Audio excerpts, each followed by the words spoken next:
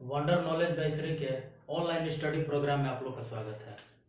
दोस्तों, पार्ट 1 में हम लोग क्या देखा था कि कोरोना वायरस, उससे संबंधित पृष्ठभूमि, और पृष्ठभूमि के बाद सबसे अंत में क्या देखा था कि ह्यूमन टू ह्यूमन स्प्रेड कैसे होता है, फैलता कैसे है।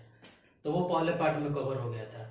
अब पार्ट 2 में हम लोग देखेंगे दोस्त कि अगर ये ह्यूमन टू ह्यूमन फैल गया तो इसका टारगेटेड ऑर्गन्स क्या है, ये किस ऑर्गन्स पर, किस अंग पर ये लक्षित रहता है, टारगेट किसको करता है। फिर उसके लक्षण सिम्टम्स के बारे में देखेंगे। इससे संबंधित सीडीसी का रिपोर्ट देखेंगे। सीडीसी का रिपोर्ट और डब्ल्यूएचओ में क्या विषमताएं हैं, उनके लक्षणों में क्या क्या अंतर है, वो देखेंगे हम लोग।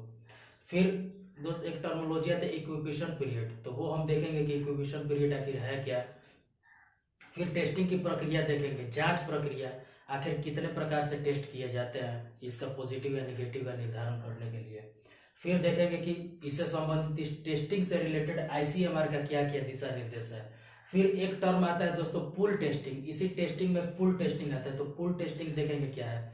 फिर उससे संबंधित आईसीएमआर का दिशा निर्देश देखेंगे। फिर आगे आइए, फिर इसका अब मान लीजिए कि ये तो फैल गया है, तो दोस्तों इसका कुछ तो उपचार होगा, तो वो हम लोग उपचार देखेंगे कि उपचार किन किन माध्यमों से कराया जाता है। तो दोस्तों इसके 3 माध्यम है। सबसे पहला क्या है, दवा, ड्रग्स, दूसरा वैक्सीन, टीका, और तीसरा नॉन ड्रग थेरेपी। जैसे उसमें क्या आ जाएगा, जैसे प्लाज्मा थेरेपी अभी बहुत चर्चित है, तो उसमें प्लाज्मा थेरेपी आ जाएगा, तो वो हम लोग प्लाज्मा थेरेपी के बारे में देखेंगे। फिर अब देखिए दोस्तों, ये तो उपचार हो गया। अब उपचार होने के बाद वीडियो के लास्ट में दोस्तों हम आप लोग को ये बताएंगे कि आखिर कब तक विश्व पटल पर ये वायरस रहने वाला है और कब तक हम लोगों को ये अपने छवि से प्रभावित करते रहेगा और उसका अंत कब होगा। इससे संबंधित दोस्तों एक रिपोर्ट आया है सिंगापुर से एक रिसर्च आया है, तो वो रिसर्च रिपोर्ट हम आपको बताएंगे कि हर एक कंट्री में, कंट्री बाई कंट्री, कैसे कैसे मतलब किन किन डेटों पर इसका अंत होने वाला। तो चलिए दोस्तों शुरू करते हैं। तो शुरू करेंगे तो सबसे पहले देखिए दोस्तों कि इसका जो लक्षित अंग है, टारगेटेड जो ऑर्गन है, वो क्या है। तो देखिए सबसे पहले हम लोग देखते हैं कि जो भी कोविड-19 पेशेंट हुआ, कोविड-19 बीमारी का जो भी पेशेंट हुआ, उसमें सबसे लास्ट चरण में क्या देखते हैं दोस्तों कि उसका जो ऑर्गन है वो धीरे धीरे समाप्त होने लगते हैं। तो उसमें कौन सा ऑर्गन समाप्त होने लगता है, सबसे पहले क्या होता है, फेफड़ा में सूजन होने लगता है। फेफड़ा में सूजन होने के बाद अंततः क्या हो जाता है, निमोनिया हो जाता है। तो निमोनिया के माध्यम से क्या हो जाता है, उसका डेथ हो जाता है। तो दोस्तों आखिर ये फेफड़ा को ही इन्फेक्ट क्यों करता है, उसी को सबसे पहले टारगेट क्यों करता है। ये सबसे पहले तो ये श्वसन नलिका के माध्यम से या मुख नलिका के माध्यम से अंदर जाता है, तो बहुत सारे नॉर्मली सी बात है कि बहुत सारे अंग मिलेंगे बीच में, तो उन सबको क्यों नहीं टारगेट करता है, ये फेफड़ा को क्यों टारगेट करता है। ठीक, तो ये हम लोग देखेंगे। तो देखिए दोस्तों, लंग्स में क्या होता है, एक प्रोटीन पाया जाता है। कौन सा प्रोटीन होता है, ACE2।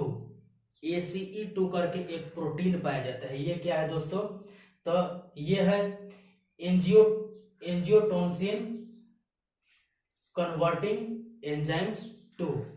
ये एक प्रोटीन है। ये कहाँ पाया जाता है, ये शरीर में 2 अंश में पाया जाता है। सबसे पहले कहाँ है, फेफड़ा में पाया जाता है, और दूसरा कहाँ है, मस्तिष्क में, ब्रेन में पाया जाता है। तो ये क्या है दोस्तों, ये एक इंटरसेप्टर है। ये दोनों देखिए, ये वायरस और वायरस और ACE2 जो है, ये दोनों का रिलेशन है, एक दूसरे से संबंध है, ये एक दूसरे को पहचानते हैं। ठीक, तो ये पहचानते हैं। तो देखिए, अब देखिए दोस्तों, मान लीजिए कि यहाँ पर मेरा कट हो गया और कोरोना वायरस का अगर जो कोविड-19 से संबंधित जो बीमारी है वो आकर ये वायरस यहाँ पर सट गया, तो इससे क्या, आप ही बताइए कि इससे क्या हम कोरोना पॉजिटिव हो जाएंगे। तो इसका क्या जवाब है दोस्तों, नहीं, इससे हम कोरोना पॉजिटिव नहीं होंगे। क्यों, क्योंकि यहाँ पर मेरा इंटरसेप्टर वो नहीं है, ACE2 नाम का जो इंटरसेप्टर है वो यहाँ पर मौजूद नहीं है। कहाँ है, वो मेरे लंग्स में है। तो इसीलिए ये वायरस सबसे पहले किसको इन्फेक्ट करता है, फेफड़ा में जाता है, और फेफड़ा को इन्फेक्ट करके वहां उसको स्वेलिंग कर देता है, उसको सूजित कर देता है। तो सूजन के माध्यम से क्या होता है दोस्तों कि धीरे धीरे हमारा श्वसन तंत्र प्रभावित होने लगता है, धीरे धीरे जो हीमोग्लोबिन में ऑक्सीजन की मात्रा होता है, ब्लड में ऑक्सीजन की मात्रा, वो धीरे धीरे कम होने लगता है। इससे क्या होगा कि हमारे पूरे बॉडी पार्ट्स में क्या होता है कि ऑक्सीजन का सप्लाई अवरुद्ध हो जाता है, और इसी ऑक्सीजन के कमी के कारण जो मल्टीपल ऑर्गन्स है वो क्या होते हैं, डैमेज होना शुरू करते हैं, और अंततः व्यक्ति वेंटिलेटर पर जाता है भी है, तो वो किसी काम का नहीं, क्योंकि मल्टीपल ऑर्गन्स तो फेल हो गए, ऑक्सीजन की मात्रा बहुत कम हो गया है, एंटीबॉडी लड़ने का क्षमता हमको कम हो गया है, इसीलिए अंततः क्या होता है, मृत्यु हो जाता है। तो ये चीज, एक चीज याद रखिएगा दोस्तों, ये ACE2 ये क्या है, ये इसका क्या हमारे शरीर में क्या लाभ है, इस इंटरसेप्टर का क्या लाभ है। देखिए, एक तरह से तो हमको लाभान्वित भी करता है, और दूसरे तरफ से क्या होता है, ये क्षति भी पहुंचाता है। क्षति किस प्रकार, तो ये वायरस को पहचानता है, और उस पहचान कर एक दूसरे के साथ क्या होता है, इंक्लूड हो जाते हैं, जुड़ जाते हैं। और इससे लाभ क्या होता है, तो देखिए दोस्तों, ये हृदय रोग से संबंधित ये जोखिमों को क्या करता है, कम करता है। और दूसरा लाभ क्या है इसका, ये रक्तचाप को कंट्रोल करता है। ये जो ब्लड प्रेशर है, ये ब्लड प्रेशर को क्या करता है, नॉर्मल रखता है। तो ये दोस्तों हम लोग देख लिए कि इसका टारगेटेड ऑर्गन्स क्या क्या है। अब इसके लक्षण के बारे में, हम लोग सिम्टम्स के बारे में देखेंगे। सबसे पहले प्रारंभ में WHO द्वारा कौन कौन सा सिम्टम्स दिया गया था, तो उसमें दिया गया था बुखार, थकान और सूखी खांसी। ये 3 प्रकार के सिम्टम्स दिए गए थे, और ये 3 प्रकार के सिम्टम्स के माध्यम से ही टेस्टिंग के लिए सैंपल्स को भेजा जाता था। हम आगे बताएंगे दोस्तों ये टेस्टिंग किस प्रकार होता है, बस इतना समझ लीजिए अभी कि ये 3 प्रकार के सिम्टम्स के कारण ही टेस्टिंग के लिए ये आगे भेजा जाता था। अब देखिए, एक संस्था है, कौन, खैर ये नया संस्था नहीं, इसका रिपोर्ट नया है। ये संस्था कौन सा है, CDC क्या है, the centre for disease and prevention. ये एक प्रकार की संस्था, ये कहाँ पर है संस्था, ये अटलांटा में मौजूद है, इसका हेडक्वार्टर अटलांटा में है। इसकी स्थापना 1 जुलाई 1946 को हुआ था। अब ये CDC क्या करता है, ये CDC क्या करता है कि कोई भी बीमारी से संबंधित लक्षणों को पहचान करता है, रिसर्च करता है, और उससे संबंधित क्या करता है, प्रॉपर एक रिसर्च पेपर तैयार करता है, एक दस्तावेज जारी करता है। तो इस दस्तावेज में देखिए दोस्तों, ये CDC 6 प्रकार के नए सिम्टम्स को ये इस लिस्ट में इंक्लूड किया है। और वो 6 प्रकार के सिम्टम्स कौन कौन है, तो सबसे पहले ठंड लगना, दूसरा कांपना, ठंड से कांपना, तीसरा मांसपेशियों में दर्द, चौथा सिर दर्द, पांचवा गले का खराश, और छठा गंध और स्वाद का अलग होना। ये 6 प्रकार के सिम्टम्स को फिर से ये इंक्लूड किया है। और देखिए दोस्तों, ये जो संस्था है, ये विश्व में लक्षण से संबंधित निर्धारण करने के लिए ये बेहतरीन और सबसे अव्वल और उच्च दर्जे का संस्था है। और इस रिपोर्ट को WHO भी फॉलो करता है। तो आने वाले दिन में ये हो सकता है कि ये CDC नाम का जो रिपोर्ट दिया है, CDC संस्था जो रिपोर्ट दिया है, उस रिपोर्ट को कौन माने, WHO भी माने। और WHO अल्टीमेटली अगर WHO मानेगा तो सारा कंट्री उसको फॉलो करेगा। तो ये दोस्तों हो गया लक्षण। अब इस लक्षण से संबंधित दोस्तों एक टर्मिनोलॉजी आती है, इंक्यूबेशन पीरियड। तो ये क्या है, आखिर क्या है, तो देखिए दोस्तों, कभी कभी ऐसा देखने को मिलता है कि एक पेशेंट, एक बार उसका थर्मल इमेजिंग हुआ है, थर्मल स्क्रीनिंग होने के बाद उस समय तो वो नॉर्मल सा है, लेकिन एक चीज ध्यान रखिए, उस समय क्या है, वो पॉजिटिव है, लेकिन नॉर्मल टेस्टिंग में मिला है। अब आगे देखिए, अब आगे 5 या 6 या 7 दिन, इसमें कोई डेट फिक्स नहीं होता है। ये 10 दिन पर भी आ सकता है लक्षण, 15 दिन पर भी, 27 दिन तक। दोस्तों ये चीन में तो कभी कभी देखने के लिए मिला है किसी पेशेंट पर कि ये टेस्टिंग के 27 दिन के बाद भी ये लक्षण सामने आया है। तो इसी टेस्टिंग के दरमियान, टेस्टिंग से मीन्स देखिए, टेस्टिंग या किसी संक्रमित व्यक्ति से संपर्क और लक्षण उभरने का जो गैपिंग पीरियड होता है, इसी पीरियड को क्या बोलते हैं, इंक्यूबेशन पीरियड बोलते हैं। ये इंक्यूबेशन पीरियड 5 दिन के लिए भी हो सकता है, 7 दिन का भी हो सकता है, और चीन में तो, चीन के मुताबिक ये 27 दिन का भी हो सकता है, क्योंकि ऐसा ऐसा लक्षण 27 दिन के बाद भी वहां पर किसी पेशेंट में देखने के लिए मिला है। तो इसका इंक्यूबेशन पीरियड दोस्तों संक्रमित होने के 1 दिन से लेकर कब तक लक्षण उभरने का टाइम पीरियड होता है वो कोई डेट फिक्स नहीं होता है, और ये 1 सप्ताह, 10 दिन, 15 दिन, 20 दिन कभी भी हो सकता है। तो ये है इंक्यूबेशन पीरियड।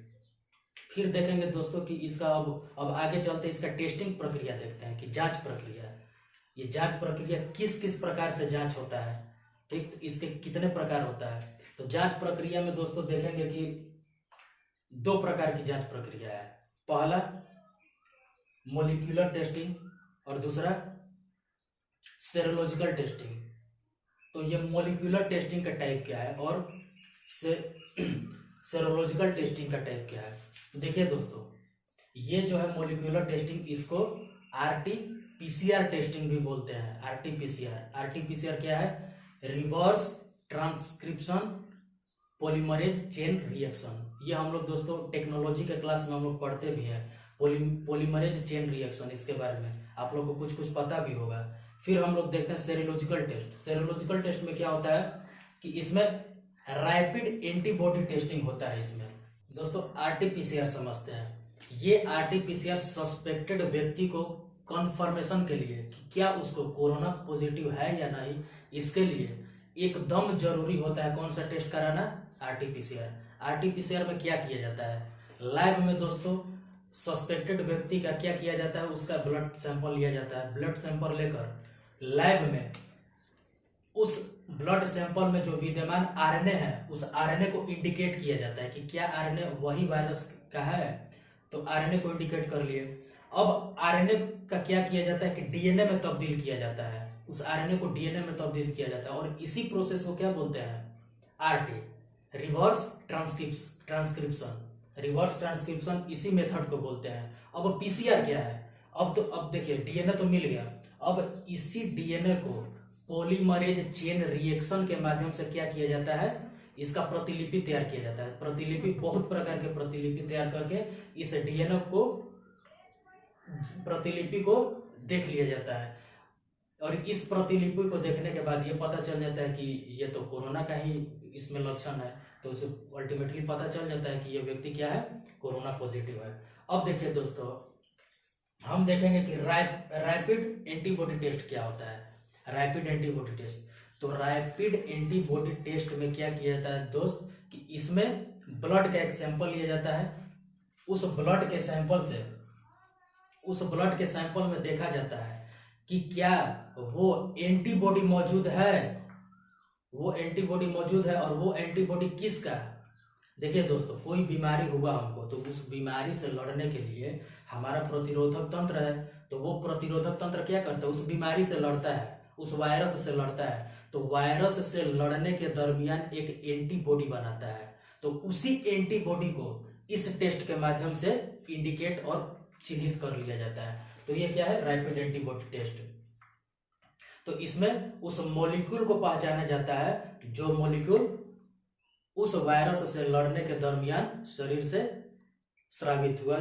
जो रैपिड एंटीबॉडी टेस्ट है, ये क्या है? ये पता करता है, देखिए दोस्तों, ये कंफर्मेशन नहीं देता है कि एक्चुअली में पॉजिटिव है या नहीं है, ठीक। ये क्या करता है कि ये बस पता लगाता है कि क्या उस व्यक्ति में उस वायरस के से लड़ने के दरमियान एंटीबॉडी का निर्माण हुआ है। अगर नहीं हुआ है तो कोई बात नहीं, उसमें नहीं है वायरस हो।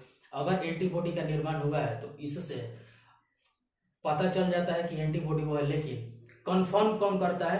कंफर्म आरटी-पीसीआर ही करता है। तो फिर उस व्यक्ति को फिर से क्या किया जाता है कि आरटी-पीसीआर नामक टेस्ट किया जाता है, और कंफर्म कर लिया जाता है कि वो एंटीबॉडी जो रिसाव हुआ था वो क्या है? एक्चुअल में उसी वायरस से लड़ने के दरमियान रिसाव हुआ था। तो वो आरटी-पीसीआर से कंफर्म हो जाता है, और उससे बाद क्या होता है?